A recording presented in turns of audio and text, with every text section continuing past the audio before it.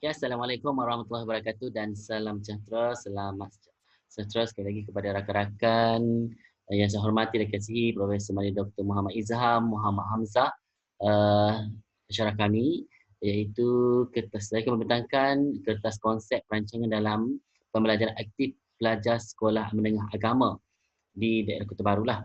Uh, saya Muhammad Roslan Abdul Rahman, iaitu P105981 khusus Sarjana Pentadbiran Pendidikan, uh, dan channel YouTube saya ialah Cikgu Roslan Channel. Okay, seterusnya ini isi kandungan yang saya bentangkan kepada uh, rakan-rakan. Pertama ialah pengenalan, kedua ialah teori dan model, ketiga ialah kajian literatur, keempat ialah dapatan kajian dan kelima ialah perbincangan dan keenam ialah isu-isu di Malaysia serta implikasi dan kesimpulan. Okey, 8 aspek yang kita bincangkan pada hari ini. Pertama, mari abstrak dahulu, pengenalan. Pembelajaran aktif ialah satu kaedah pengajaran dan pembelajaran yang dapat meningkatkan aktiviti murid. Okay, yang mana murid di sekolah menengah agama menghadapi masalah apabila bergerak ke universiti kerana kurang keyakinan diri menghadapi suasana pembelajaran baru.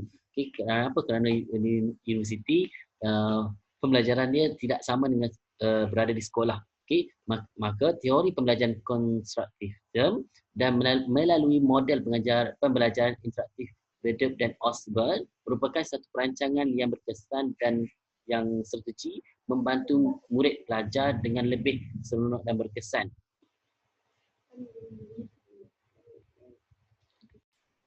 Maka kata kunci untuk perancangan kurikulum dan pembelajaran ialah pembelajaran aktif, kata kunci saya ambil pada hari ini. Seterusnya ialah berkaitan dengan pengenalan, itu peranan Kementerian Pendidikan Malaysia KPM membangunkan potensi individu. Pertama, kedua ialah sekolah memainkan peranan penting dalam merealisasikan hasrat kementerian itu sendiri. Keempat, ketiga ialah proses mendidik ataupun perancangan rapi dari masa ke semasa. Okey, seterusnya ialah pembelajaran aktif menggalakkan pelajar menggunakan minda mereka untuk mengkaji idea dan menyelesaikan masalah itu melalui pengalaman-pengalaman yang dilalui dan serta pengetahuan yang sedia ada. Okay. Menurut John Dewey, proses menyusun dan membina pengalaman secara berterusan dapat membantu pelajar untuk mengaitkan proses berfikir dan kemahiran berkomunikasi itu berpusatkan pelajar kalau kita pada hari ini. Okay, seterusnya ialah ini model ataupun carta yang mana menggunakan Verdep itu proses aktif dan pasif. Yang mana pertama ialah kita lihat pada pasifnya, after 2 weeks we tend to remember, okay, mana 10% ataupun 10% hanya reading, manakala 70% hingga 90% ialah aktif. Itu pembelajaran berpusatkan pelajar sendiri, discussion ataupun give the talk, okay, doing the real things. Okay, maknanya ada banyak lagi perkara-perkara yang mengaitkan pada pelajar. Okey, seterusnya saya mengingatkan teori dan model. Okey, ada satu teori dan satu model. Pertama ialah teori konstruktivisme dan kedua ialah model pengajaran interaktif oleh Verdep dan Osborne. Okey. Saya fokuskan kepada teori konstruktivisme. Pertama ialah pengetahuan disusun dalam minda pelajar pertama, iaitu macam mana minda pelajar itu yang telah sedia ada dapat disusun dengan kemas untuk menjadikan pembelajaran itu seronok. Yang kedua ialah pengetahuan berkembang secara aktif oleh murid, maknanya pengalaman dan pengetahuan sedia ada itu dikembangkan oleh pelajar itu sendiri dan guru sebagai facilitator. Manakala yang ketiga guru bertindak sebagai facilitator, yang saya maklum dah awal tadi, itu guru hanya membantu memudah cara sahaja untuk proses pembelajaran di dalam kelas. PDPC berlangsung dengan seronok lah. Okay, yang keempat terakhir ialah berorientasikan murid, itu berpusatkan murid. Mana murid hanya semuanya kena present, kena membentang bersama-sama. Di mana kita bentang pada hari ini.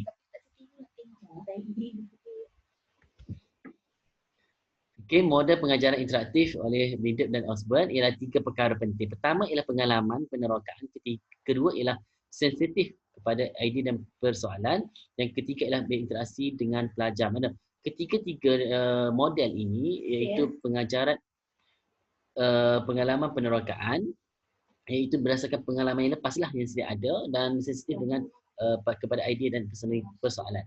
Okay.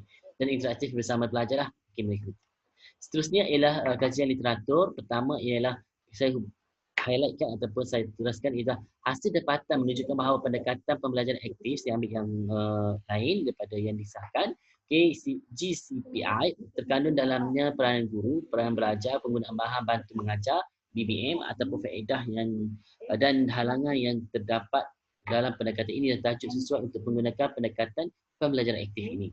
Okey.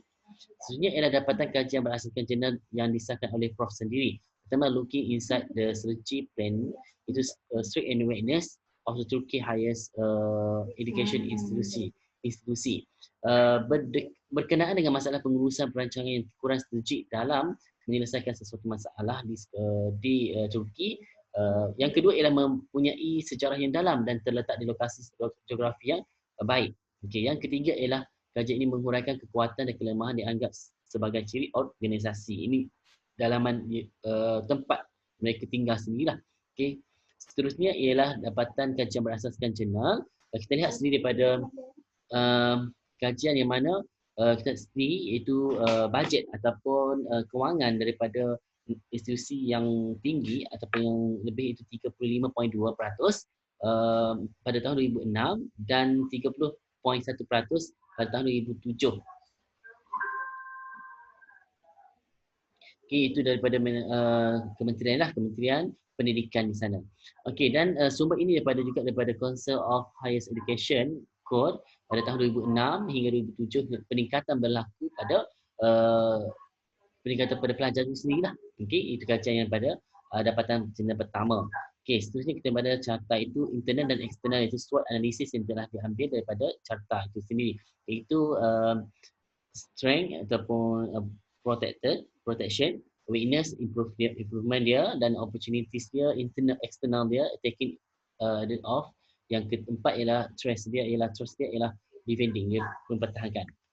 Seterusnya dapatan kajian berasaskan jurnal yang kedua, itu gender planning and academic expedition in first year higher education student testing to alternative mediation models. Okay, mediatur hubungan antara jantina dan perancangan agak berbeza kerana pada ketika yang saya baca ada berkaitan dengan jantina yang agak ketara antara lelaki dan perempuan dalam aspek perancangan. Kedua ialah pembelajaran secara eksperimen. Yang ketiga, pembelajaran memerlukan perancangan kognitif, itu berdasarkan pengalaman belajar, iaitu idea. Yang keempat ialah menyampaikan konsep dan mengaplikasikan pembelajaran berdasarkan pengalaman dan pengetahuan ke tahap yang lebih tinggi, itu lebih matanglah berdasarkan sedia ada atau pengalaman sedia ada atau pengetahuan sedia ada. Okey. Seterusnya ialah dapatan kajian berasaskan jurnal.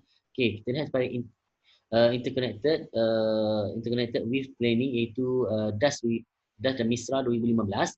Okey, mengatakan bahawa planning dan dalaman atau hubungan dalaman ini sangat penting untuk menyatupadukan konsep AIEM. Okey.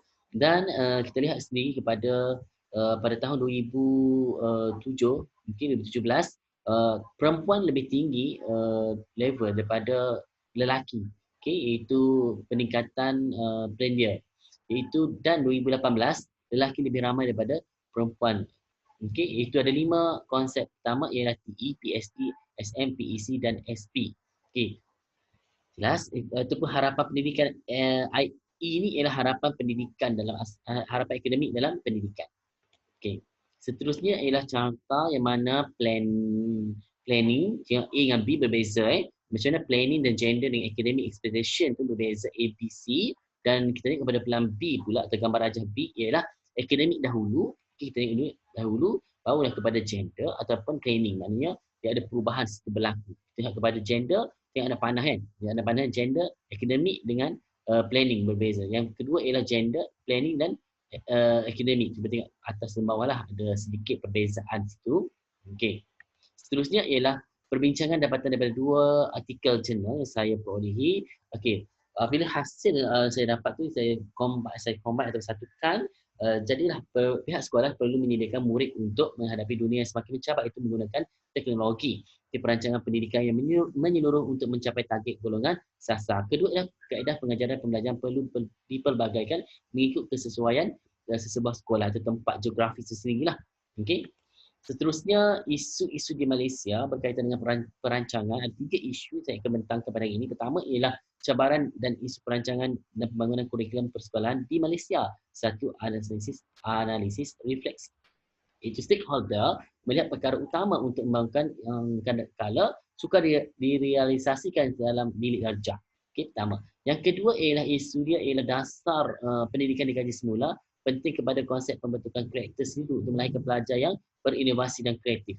Yang ketiga ialah isu di Malaysia berkaitan COVID-19, pendidikan menerusi dunia maya, cabaran baharu buat guru, iaitu kita sehingga pada hari ini pembelajaran aktif perlu diaplikasi dalam era industri 4.0 dengan capaian internet yang baik. Mungkin seperti mana kita hari inilah. Seterusnya ialah implikasi terhadap sistem pendidikan. 5 perkara. Pertama, dasar latihan pentadbiran guru dan murid. Lihat kepada dasar itu bagaimana untuk keperluan pendidikan semasa. Kedua ialah latihan, di mana kaedah dan teknik perlu dilakukan untuk memberi kefahaman dan penguasaan ilmu kepada golongan sasar pendidik. Yang ketiga ialah pentadbiran, iaitu menggunakan peran strategik sekolah dan takwim sekolah. Keempat ialah ilmu ataupun guru. Guru ialah ada kemahiran dan khususan perlu ada kepada guru itu. Contohnya ilmu subjek major ataupun pendidikan ataupun pendidikan awal kanak-kanak. Okey, murid pula ialah menerusi ilmu dan pengetahuan yang sedia ada seperti yang saya maklum sebelum ini, berkongsi ilmu dan pengalaman kepada rakan-rakan dan guru. Itu suasana pembelajaran kondusif.